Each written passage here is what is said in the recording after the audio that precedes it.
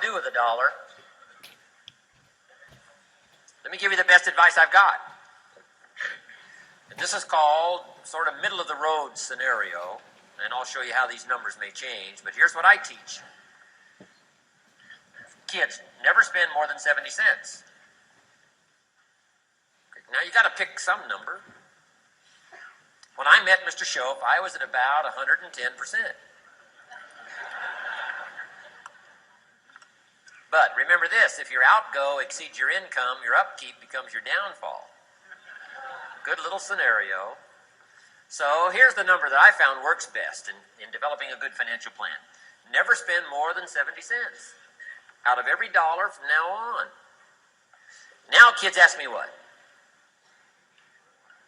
What do you do with the other 30 cents? Here's my best advice.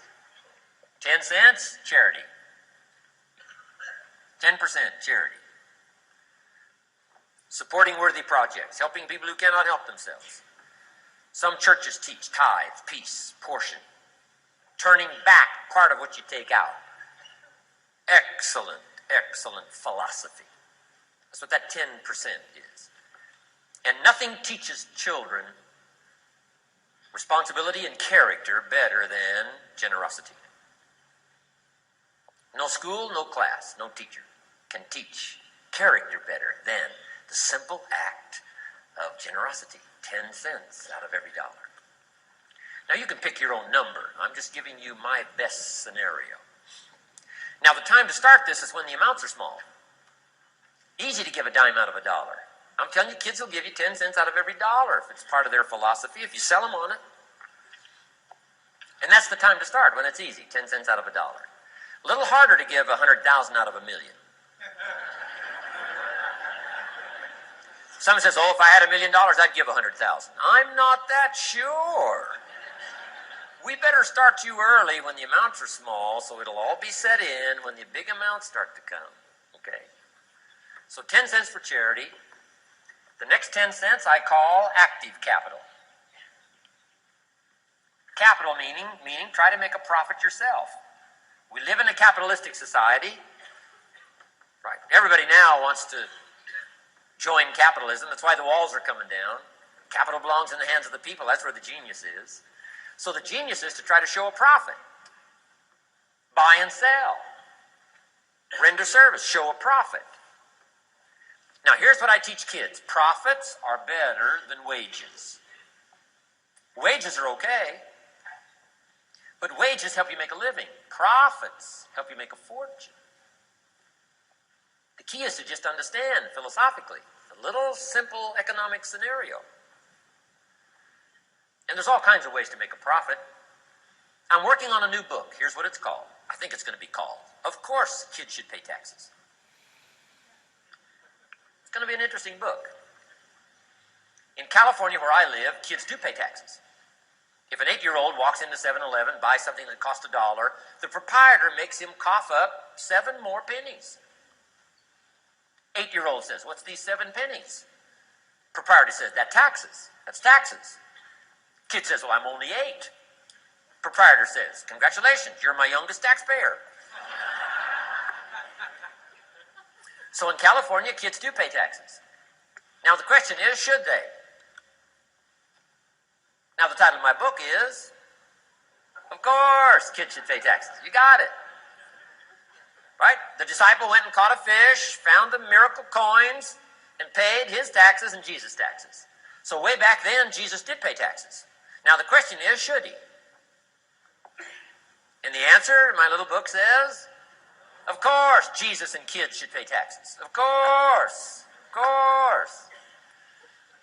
If an 8-year-old wants to ride his bicycle on the sidewalk instead of in the mud, you have to pay taxes. Things cost money. Got to pay taxes. Aircraft carriers keep tyranny over there instead of over here. Aircraft carriers cost money. It's expensive to run this whole show. Can't use used missiles. I mean, it's expensive to run the whole deal. Of course, everybody has to pay. Now, active capital means try your best to show a profit. Now, there's many ways to show a profit, not just money. Touch something, leave it better than you found it. That's a profit. Some profits are intangible, some profits are tangible. Long before Earth Day, for all sophisticated people, it was very proper when you left your hotel room to turn out the lights. All educated people. Why? Leave a profit.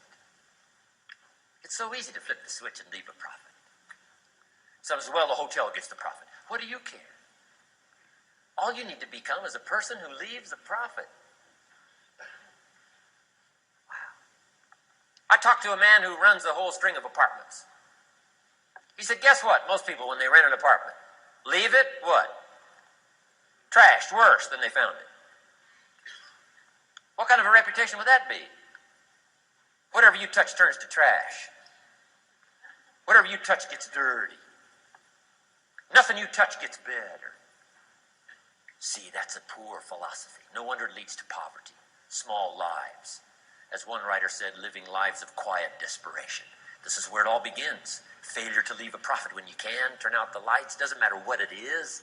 Become profit-minded. Profits are better than wages because profit has the potential to make a fortune. Wages has the potential to make a living. So I teach kids, take part of your wages. If you earn the money, take part of it for charity and part of it to see if you can't make a profit. And there's all kinds of ways. My book's going to be full of all kinds of ways kids can make money. I teach kids how to have 2 bicycles, one to ride and one to rent. I mean, it doesn't take long to get into business. You don't have to be a genius. Halfway bright, you can start showing a profit. Now, here's the next 10 cents called passive capital. Meaning, let somebody else use the capital, you provide it, you're passive, they're active. And let them pay you interest. Profits and interest. Unique way to make a fortune. In fact, there's a Bible philosophy. I teach teenagers this Bible philosophy. Here's what it teaches. The borrower is servant to the lender. Wow. So where is the power position? Not a spender, a lender. And if I've taught teenagers well, if you ask them, among some of the things you want to be, when you grow up, as years pile on, what would you like to be? I'm telling you, among some of the things that they would like to be, if they've sat in on my classes or gotten some of my material, they would say, I want to be one of them lenders. Powerful position. Let somebody else use your capital. Some projects require more capital than any one person has. So we've got capital pools, whether you put it in a financial institution or whatever, right? Earn an interest, earn a profit, right? Buy a car and sell it for more than you paid for it. Why? Because you leave it better than you found it. Touch something and leave a profit. Okay? It's not just wrapped up in money and economics. This helps to teach all other scenarios of life on profit and capital and expenditures, what to do with your time and what to do with your life, as well as what to do with your money. Okay? Now, this little scenario I call the ideal. Now, here's what's important. To set up the ideal and work toward it. Because at first, you may not be able to do these numbers. Some people are in such desperate situation currently, they got to go 97, 1, 1, and 1. I mean, I had to start there. Start with pennies. And remember, it's not the amount that counts. Mr. Schoaf gave me the clear situation. Here it is. It's not the amount that counts, it's the plan that counts. When I met Mr. Schoaf, I'm 25 years old. I said to him, if I had more money, I'd have a better plan. He said, no, Mr. Rohn, if you had a better plan, you'd have more money. 6 years? 6 years? In America, 6 years? Come on, it's not the money. It's not the amount. It's the plan that counts. So set up an ideal plan like this. Now, you can rearrange this and modify it to suit yourself. I'm just giving you here as an example. So set up the ideal and then start making progress toward it. Because finally, these numbers are going to change if you move on up into the higher area, right? The people I work with around the world couldn't spend 70 cents out of every dollar. Would be obscene. That'd be too much. So these numbers are bound to change. I don't know what mine are. Probably 20% up here. A lot larger numbers down here. Okay? So these numbers can change. I'm just offering you a good sample philosophy. Remember, philosophy is the set of the sail. The economy is not the set of the sail for you. For you, the set of the sail is your own philosophy, your own thinking, your own plan, your own concept. Don't borrow somebody else's plan. Don't borrow somebody else's concept. Don't borrow the concept, spend all you can, cross your fingers and hope for the best. Don't borrow that. Develop your own philosophy, and I'm telling you, it'll lead you to unique places. Now, the rest of a lot of this is on the cassette tapes, but let me just give you 2 or 3 more pieces of the scenario here. Then I want to talk about communications, and then we're going to wrap it up. Okay. Here's 2 or 3 more parts to financial independence. Number 1, keep strict accounts. This is the best of disciplines. Keep strict accounts.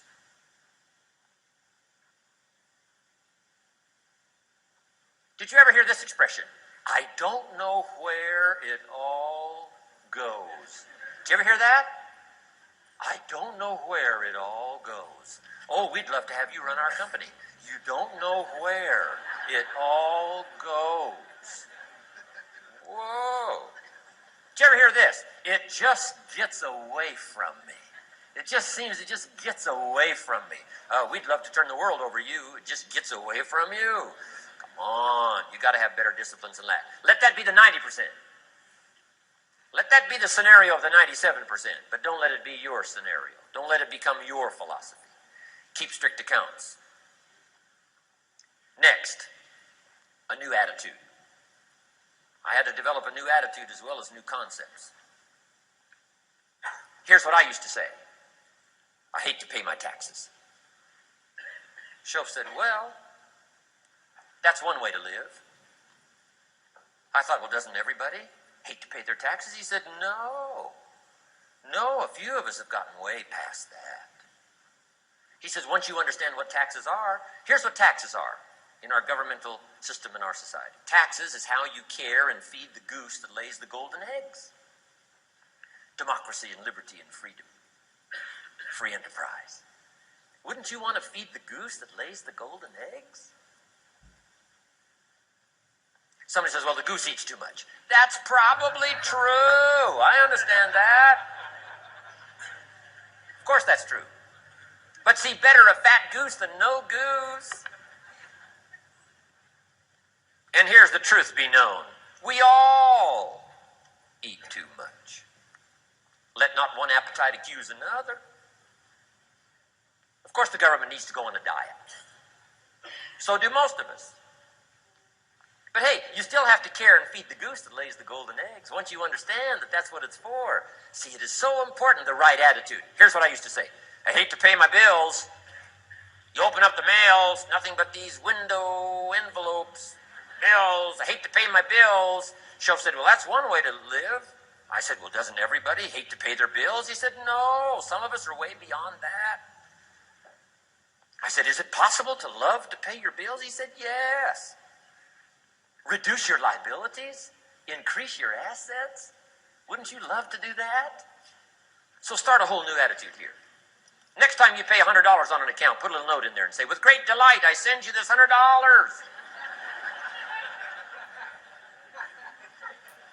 I mean, they don't get many letters like that. Reduce my liabilities, increase my assets. My picture's changing. My picture's improving. I love to pay my bills. Keep the money in circulation.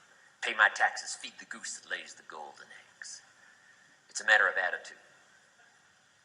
And here's the last on attitude. Everybody must pay. Of course, life is called opportunity, but life is called price. But we must all pay. We must all share. One of the classic stories of all time from ancient Bible script says, Jesus one day and his disciples were standing by the church treasury, synagogue treasury, watching people as they came by and put their offering in the treasury.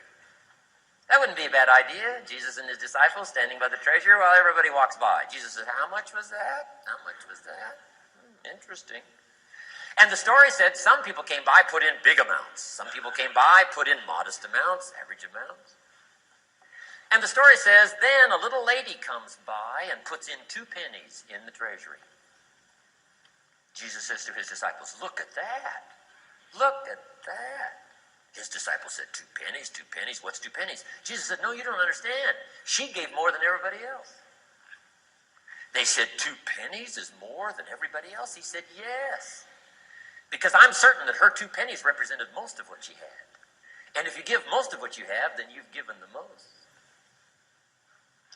Wow. What a lesson to learn. It's not the amount. It's what it represents of your life that counts. Now let me give you the wisdom of the scenario that did not occur. And this is the greatest of wisdom. And in my own particular peculiar brilliance, I have the ability to record for you what was not recorded in the scenario of the story.